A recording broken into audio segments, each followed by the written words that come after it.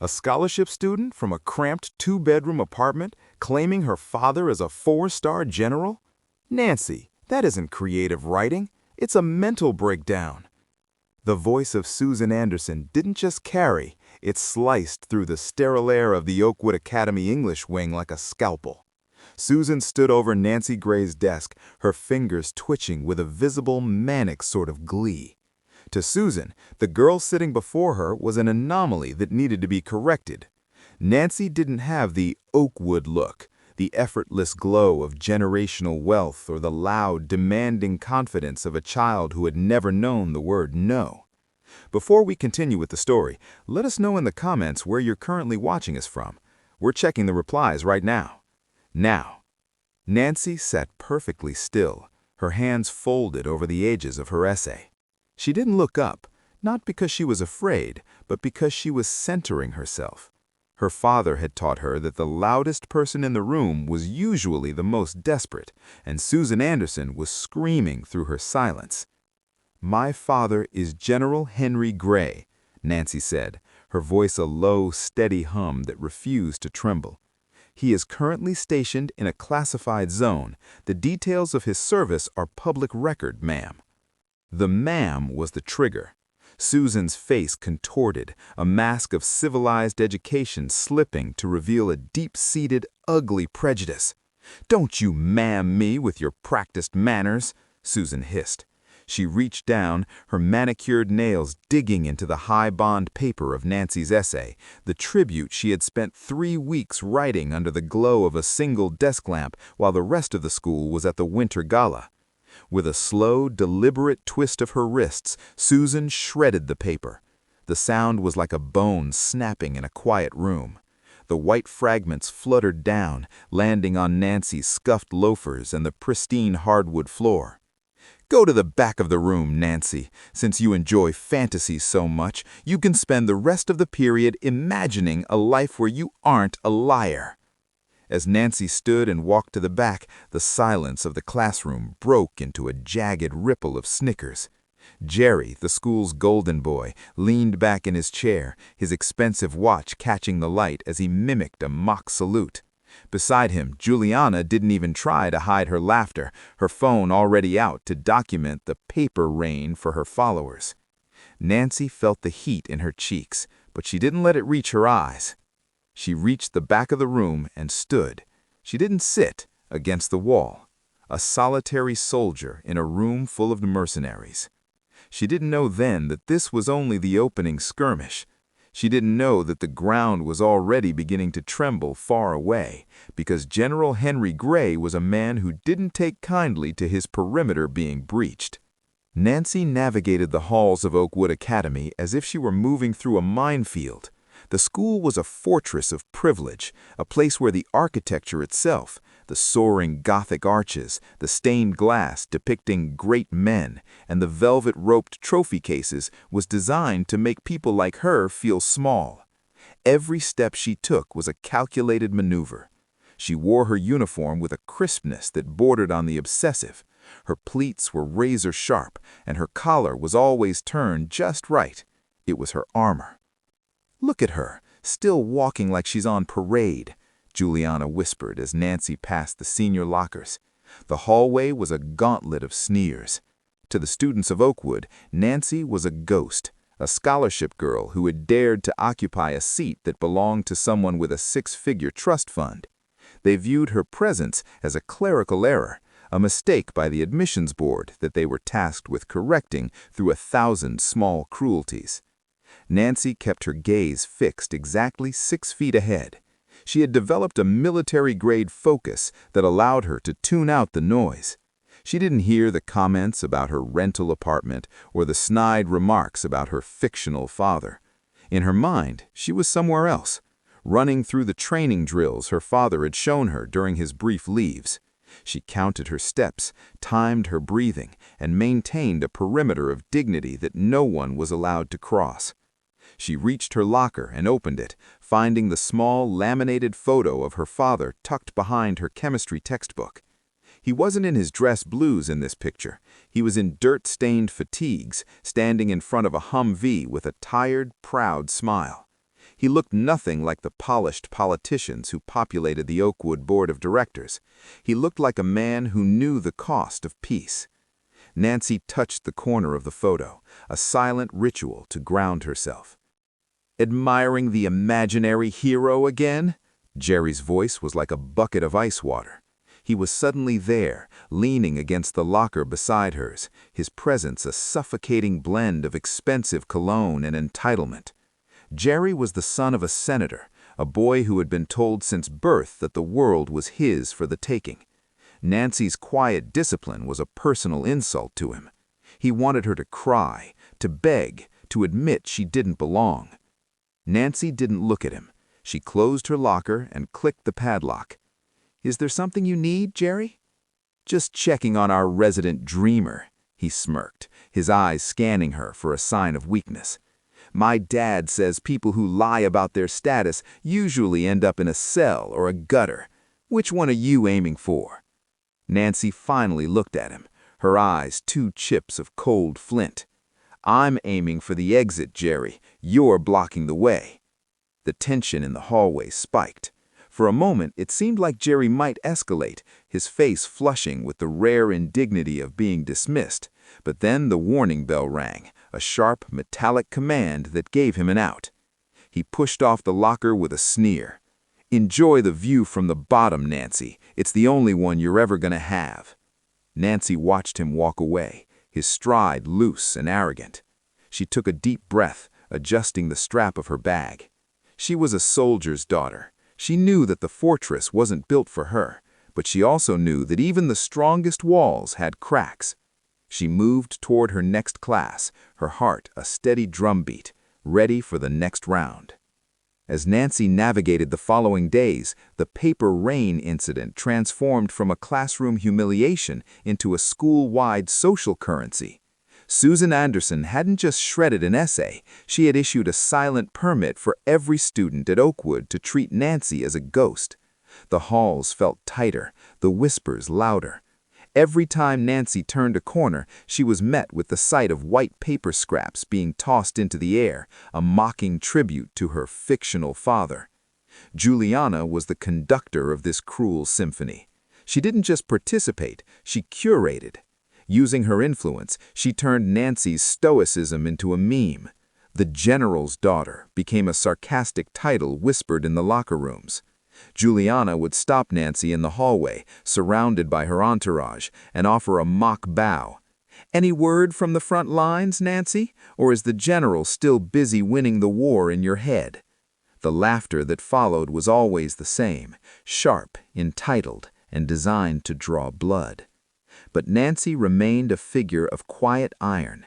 She had been raised on stories of endurance, of soldiers who held their ground in trenches while the world collapsed around them. She didn't argue, she didn't explain, she simply walked through the paper rain with her head held high, her eyes fixed on the horizon. This silence, however, is what infuriated Susan Anderson the most. The teacher watched from her doorway, her pearl necklace gleaming like a row of teeth. To Susan, Nancy's refusal to break was an act of defiance. If the girl wouldn't crumble under mockery, Susan would have to find a way to make her crumble under the weight of the law. The tension reached a boiling point in the Oakwood cafeteria. Nancy sat at her usual table, a small, isolated square near the back, with her battered backpack resting on the chair beside her. She pulled out the small, laminated photo of her father, the one that served as her anchor. She was so focused on the image of him and his fatigues that she didn't hear the approach of designer sneakers. Jerry didn't just walk by, he orchestrated an accident. With a tray full of chocolate milk and expensive pasta, he executed a clumsy stumble right at the edge of Nancy's table. The tray flipped and a pint of chocolate milk erupted across Nancy's backpack, the brown liquid seeping instantly into the fabric. A large splash hit the laminated photo she was holding. "Oh man, I am so sorry," Jerry said, his voice dripping with a fake, oily sincerity that made the surrounding students howl with laughter. Nancy didn't move for a long moment. She looked down at the photo. The milk had found a small crack in the lamination, a dark stain spreading across her father's face. The room went silent, everyone waiting for the explosion, the tears, the scream that would finally justify their cruelty. Jerry leaned in, his face inches from hers, his eyes dancing with a predatory hunger for her pain. "What's the matter, Gray? No reinforcements coming to save your lunch?" Nancy picked up a napkin. Slowly, with a hand that did not shake, she began to wipe the milk from the plastic. She didn't look at the mess on her bag or the stains on her uniform. She looked directly into Jerry's eyes. "My father taught me that accidents happen to people who aren't paying attention, Jerry," she said, her voice a calm, lethal blade. "Intent is something you have to live with." She stood up, slung the dripping bag over her shoulder, and walked out. She didn't give him the satisfaction of a single tear. Behind her, Jerry's smirk faltered. He had humiliated her, ruined her only treasure, and yet he felt like he was the one who had just lost the exchange. The fury in his gut tightened. If he couldn't make her cry, he would make her disappear. The plan for the golden trap was hatched that evening in a group chat that included Susan Anderson. It was a simple, old-world frame-up. Jerry provided the bait, a vintage gold Rolex, a graduation gift from his grandfather that was worth more than Nancy's apartment. Susan provided the opportunity. The next morning, Susan announced a mandatory integrity sweep in her classroom. "There have been reports of missing items," she said, her eyes lingering on Nancy with a chilling focus. "To protect the innocent, we will be conducting a search of all bags in this wing." The search was a performance. Susan moved through the rows with the school security guard in tow, checking the bags of the wealthy students with a cursory glance. But when she reached Nancy's desk, her movement slowed. She reached into the side pocket of Nancy's milk-stained backpack, a pocket Nancy hadn't opened all day. Her fingers emerged, clutching the gold Rolex. The gasp from the class was perfectly timed. Susan held the watch up, the gold links gleaming under the fluorescent lights. "A Rolex, Nancy. I suppose your general father sent this from the front lines as well." "I've never seen that watch in my life," Nancy said, her voice steady even as the trap snapped shut. "Tell it to the principal," Susan snapped, her face twisted in a mask of righteous fury. "Theft of this magnitude is an automatic expulsion. I knew you were a liar, Nancy, but a common thief? That's a new low even for you." As Nancy was led out of the room, she saw Jerry leaning back in his chair, his arms crossed, a look of absolute, untouchable victory on his face.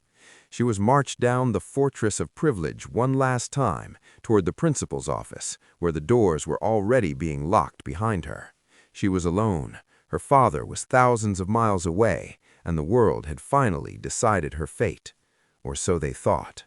The walls of the principal's office were lined with the history of Oakwood, sepia-toned photographs of men in suits and leather-bound volumes of the Oakwood Code. But for Nancy Gray, the room felt like a holding cell. Principal Hayes sat behind his desk, the light from the window catching the sweat on his upper lip. He didn't look like a man of justice. He looked like a man who'd been given an order. "The evidence is insurmountable, Nancy," Hayes said, his voice echoing in the dead silence. "A stolen Rolex found in your possession, a pattern of imaginative lying regarding your family. I've already received a call from Senator Thorne, Jerry's father. The school board is unanimous. To protect the integrity of this institution, you are being indefinitely suspended, pending a formal expulsion hearing tomorrow." Nancy sat in the hard wooden chair, her hands folded in her lap. She didn't plead. She didn't point out that the locker search had been a targeted raid. She knew the mechanics of this world now. "I'd like to call my father," she said quietly. Hayes offered a thin, pitying smile. "We've tried the numbers on your file, Nancy. They're all disconnected or unlisted. Perhaps it's time to admit that the man you've been writing about doesn't exist." He stood up, signaling the end of the meeting. "You are to leave the premises immediately. Your belongings have been confiscated as evidence. Do not return until the hearing." As Nancy walked out of the front gates, the sky was turning a bruised purple. She began the long walk toward the edge of town, her mind a whirlwind of tactical assessments. She was cut off from her unit, Her reputation was in tatters, and her father was a ghost in a war zone. She didn't see the black SUV trailing her or the group of students waiting in the shadow of the gym. Jerry, Juliana, and 3 others stepped out of the darkness of an alleyway, cutting off her path. Juliana held her phone up, the flashlight blinding Nancy. "Going somewhere, thief?" Jerry's voice was jagged with a cruel adrenaline. He stepped into Nancy's personal space, his face twisted. "You thought you could just sit there and be better than us, with your quiet eyes and your stupid military walk?" He reached out and snatched the small milk-stained photo of General Gray that Nancy had been clutching in her pocket. "Give it back," Nancy said, her voice dropping into a register that should have warned him. "This?" Jerry laughed, holding the photo above his head. "This is trash." He dropped the photo into the dirt and ground his designer heel into it, twisting until the lamination snapped, and the image of the general was nothing but gray dust and gravel. Then he shoved her. Nancy hit the brick wall hard, the air leaving her lungs. Juliana's laughter rang out as she filmed the scene. "Look at the general's daughter now," she mocked. Jerry stepped forward and slapped Nancy, a sharp, stinging crack that echoed in the alley. It wasn't just an assault, it was an attempt to erase her. They left her there in the dirt, the video already uploading to the school's private server, a digital execution to match the physical one. But while Nancy lay in the dark, 5 miles away, a secure military transport touched down on the tarmac of the regional airplane. General Henry Gray stepped off the plane. He wasn't the tired man in the photo. He was a storm in a dress uniform. He had finished his mission 48 hours ahead of schedule, driven by a nagging instinct that his perimeter at home was being probed. When he arrived at their empty apartment and found Nancy's bruised face and the letter from Hayes on the kitchen table, the atmosphere in the room changed. The general didn't yell. He didn't break things. He sat at his laptop, his eyes turning into cold tactical sensors. "Bravo 6, he said into his encrypted headset. "I need a full digital sweep of Oakwood Academy's internal servers, specifically the private student cloud and the English department's deleted files. I also need the geolocation data for a student named Jerry Thorne for the last 4 hours." Through the night, the general's team moved with the precision of a ghost unit. By 3 a.m., they had the final insult video. By 4 a.m., they had the deleted surveillance footage from the hallway showing Susan Anderson planting the watch. By 5 a.m., they had the bank records showing a donation from the Thorne family to Susan Anderson's private account. The morning of the hearing arrived with a heavy, oppressive fog. The Oakwood boardroom was packed with the elite. The Thornes in their bespoke suits, Susan Anderson in her finest pearls, and Principal Hayes ready to bring down the gavel. "We are here to finalize the removal of Nancy Gray, a girl who chose theft and deception over—" The heavy oak doors didn't just open, they were slammed back by a force that rattled the chandeliers. General Henry Gray walked in. He wasn't alone. 2 military aides in full uniform stood at the door like iron pillars. The general moved through the room with a stride that made the floorboards groan. He didn't look at the board. He looked at Susan Anderson, who had turned a shade of white that matched her pearls. He stopped at the head of the table and leaned forward, his 4 stars gleaming like predatory eyes. "My name is General Henry Gray, and you are currently in violation of the U.S. Code regarding the targeting and harassment of a military dependent. But more importantly," he looked at Jerry and his father, "you're about to find out what happens when you bring a knife to a drone strike." He signaled his aide, and the massive projector screen in the boardroom flickered to life. It wasn't the school's logo that appeared. It was the high-definition video of the alleyway assault, followed by the clear footage of Susan Anderson slipping the Rolex into Nancy's bag. "The hearing," the general said, his voice dropping to a whisper that filled the room, "is now under new management." The silence in the boardroom was no longer the heavy silence of authority. It was the suffocating stillness of a trap closing shut. Principal Hayes looked like he was trying to swallow his own tongue, his eyes darting toward the Thorne family, seeking a lifeline that wasn't coming. Senator Thorne, usually a master of the televised pivot, sat frozen, his face a map of sudden, terrifying realization. He looked at the screen, at the footage of him slapping Nancy and grinding her photo into the dirt, and he began to sob. It wasn't the sob of someone who was sorry. It was the pathetic wail of someone who had finally realized that his father's money couldn't buy his way out of this one. Nancy stood by her father, her face a mask of calm. She didn't feel the need to gloat. She didn't need to shout. The weight that had been pressing down on her for months, the whispers, the paper rain, the milk stains, it all evaporated in the presence of the truth. She looked at her father, and for the first time in a long time, she felt like she could breathe without permission. "The board is dissolved," the general announced, though he had no legal right to do so, and yet, in that moment, no one dared to tell him otherwise. "The police are here for Mr. Anderson, the senator's son, and Juliana. As for you, Hayes, I suggest you start looking for a new career, perhaps something that doesn't involve the stewardship of children."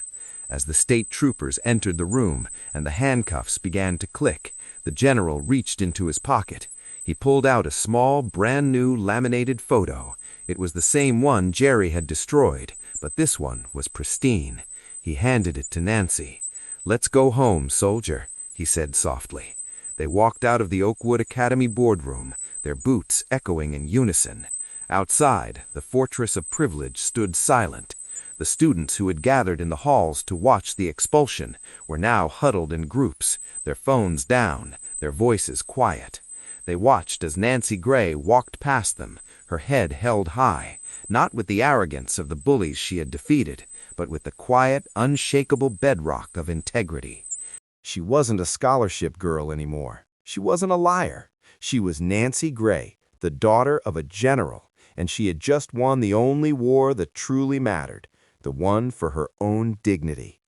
As they reached the general's car, Nancy looked back at the school one last time. The sun was breaking through the fog, hitting the stone arches. The fortress hadn't changed, but she had. She had learned that while the world might try to force you to your knees, the only person who can make you stay there is yourself. And with a 4-star general at her back and the truth in her heart, she knew she would never stay down again. As General Gray and Nancy walked through the school's front gates for the last time, the sound of their synchronized footsteps echoed off the stone walls, a final, steady rhythm of victory. Nancy didn't look back at the fortress of privilege. She didn't need to. The walls that were built to make her feel small had crumbled under the weight of the truth. Nancy Gray's journey reminds us of a powerful, tactical truth. Honor is not a title you inherit, and it isn't something you can buy with a senator's bank account. It is the quiet, unbreakable strength to hold your perimeter when the world tries to force you to surrender. While Susan Anderson and the Thorns built their lives on the fragile sand of prejudice and power, Nancy built hers on the unshakable bedrock of integrity. Her victory wasn't just about a 4-star general walking through a door. It was about a daughter who refused to let a bully's lies define her value. She proved that the truth is the only currency that never devalues, and that standing your ground is the most courageous act of all. If this story of justice and the general's reckoning moved you, please hit the like button and share this video to remind others that they are never truly alone in their fight. Don't forget to subscribe and turn on notifications so you never miss a story that fights for what's right. Until next time, remember, hold the line, keep your head high, and never let anyone tell you who you are.